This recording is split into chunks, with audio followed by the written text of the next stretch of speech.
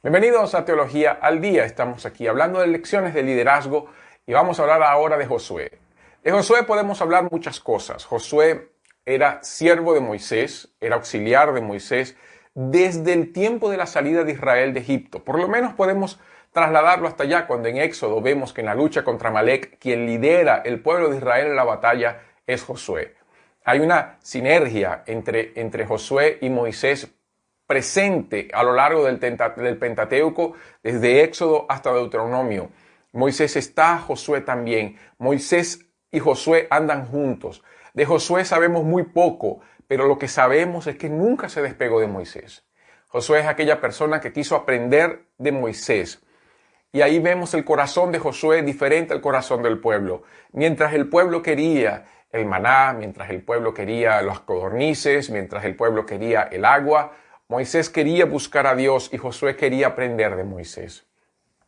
Y ese aprendizaje de Josué junto con Moisés fue lo que Dios hizo en Josué. La formación del carácter de Josué para su futuro liderazgo fue en ese momento, en el silencio, en el aprender en silencio posiblemente, o ver la práctica de Moisés. Es importante cuando alguien quiere ser líder, unirse a un líder, y un líder que sea de Dios, que aprenda con esa persona, que vea cómo él anda, cómo él vive, cómo él practica la palabra, cómo él lidera su hogar, cómo él lidera la congregación o su ministerio, cómo se desarrolla en su relación con Dios, cómo confía en Dios, cómo depende de Dios a través de la palabra. Josué hizo eso. Josué tuvo un periodo de seminario de 40 años. Fue un periodo de formación largo. Fue más el tiempo en que Josué estuvo con Moisés que el tiempo que Josué lideró el pueblo de Israel. De acuerdo así un poco a la historia bíblica, sabemos que Josué estuvo 40 años como auxiliar de Moisés, pero el tiempo de Josué liderando el pueblo de Israel fue aproximadamente de 15 a 20 años. Entonces, lo que caracteriza el corazón de un líder, y es una característica del pueblo del liderazgo de Josué, es que no es el tiempo de duración de un liderazgo, sino el corazón del líder lo que importa. Y lo que Dios va a hacer en el corazón de un líder justamente es el trabajo que él hace en la formación del carácter. Es el momento en que el líder entonces vive y practica su dependencia del Señor.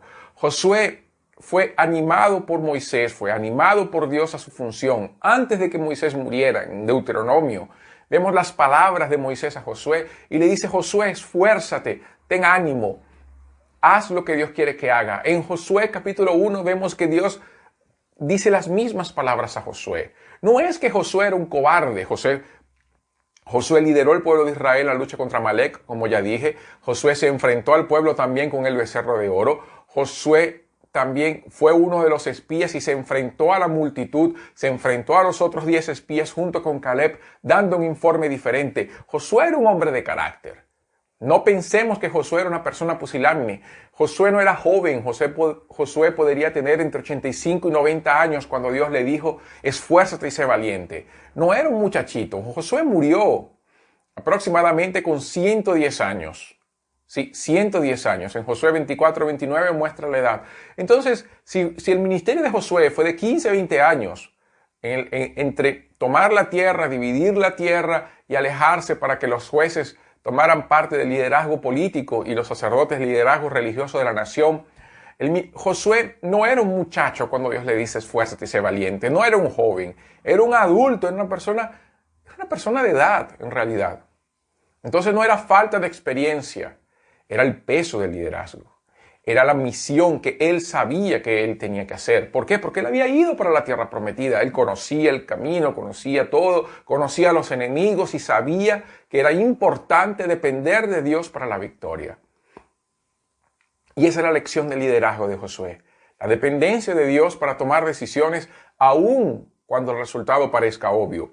Dos momentos en la historia del liderazgo de Josué donde las decisiones fueron tomadas sin consultar a Dios.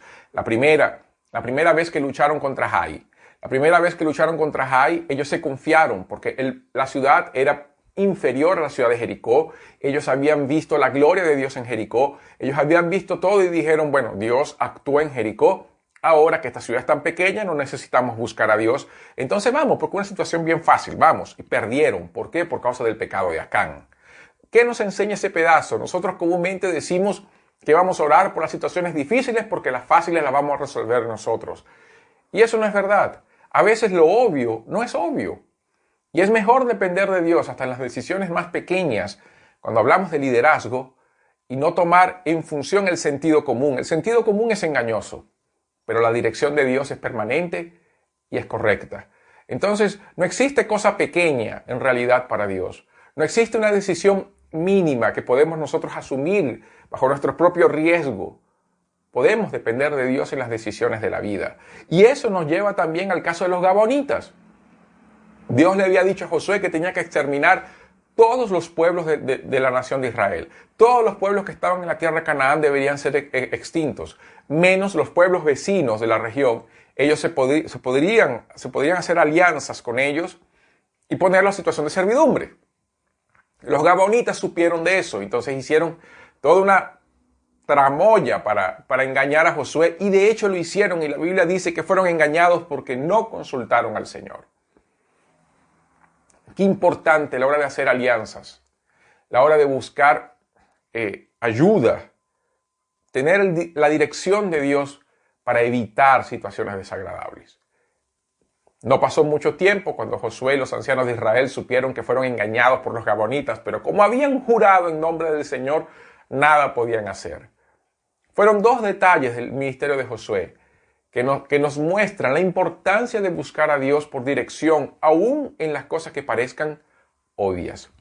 El último aspecto que yo quiero hablar es justamente el final de la vida de Josué. Algunas personas critican a Josué porque no tuvo un sucesor. Y dicen que el ministerio de Josué fue un ministerio fracasado porque no tuvo un sucesor. Pero siendo sinceros y observando la Biblia, entendemos que Josué no tuvo sucesor porque, primero, así era la voluntad de Dios. Dios no quería un caudillo en Israel. Dios quería evitar justamente ese pensamiento caudillista del pueblo de Israel, ese pensamiento de un rey. Si vamos para Deuteronomio, Dios le dice al pueblo de Israel que ellos nunca tendrían rey porque Él sería el rey. Entonces, ese pensamiento caudillista no existía dentro de la cabeza de Dios para el pueblo de Israel, y Él quería evitar eso en el pueblo de Israel. Lo que nos lleva al segundo aspecto, que era que Dios quería que la nación de Israel en realidad fuera un pueblo autónomo, que viviera en función de la teocracia. Y para vivir en función de la teocracia, ellos no debían tener un gobierno civil permanente. ¿Cómo sería el sistema de gobierno de Israel? A través de un sistema de gobierno autónomo, básicamente de ciudades autónomas, dentro de tribus. Entonces las tribus tomarían el control de la región a través de los clanes, a través del liderazgo, a través de los ancianos, dentro de las ciudades por familia y por región. Era un sistema más descentralizado, casi que una federación, donde cada tribu tomaría control de su situación, lucharía por sus territorios, y lo que mantendría a Israel como unidad de nación era la fe, las fiestas anuales, ir para el tabernáculo, ofrecer sacrificios a Dios, la centralidad del culto, y por eso la importancia de un solo altar. Cuando pensamos en eso, de que la centralidad del culto existiría y que habrían jueces en las ciudades, y en momentos de angustia se levantaría un juez para juzgar esa región donde había el problema, entendemos entonces que por qué Dios no quiso levantar un sucesor después de Josué. Porque Dios quería que el pueblo dependiera de Dios para todas las decisiones de la vida. ¿Representado cómo? Representado por la ley y las palabras del sacerdote, que estarían siendo dirigidas por la ley, por los levitas que vivirían dentro de las regiones de Israel en cada tribu, por las ciudades de refugio y por el liderazgo propio de la autonomía de cada ciudad, de los ancianos que conocerían la ley también. Y esa vida entonces un poco más tranquila traería entonces la felicidad al pueblo, porque entenderían que la seguridad no estaba en el poder político, sino en el poder de Dios. Qué importante esa parte, saber de que muchas veces lo que nosotros pensamos que debería ser lo obvio no lo es. Con Josué aprendemos eso, hasta en la sucesión de Josué que no tuvo. Es justamente, parece lo más obvio, pero no era lo que Dios quería. Claro que el pueblo de Israel tuvo sus excesos con esa parte. El libro de Jueces va a mostrar justamente que la ausencia de gobierno hizo que el pueblo no fuera autónomo en su búsqueda de Dios.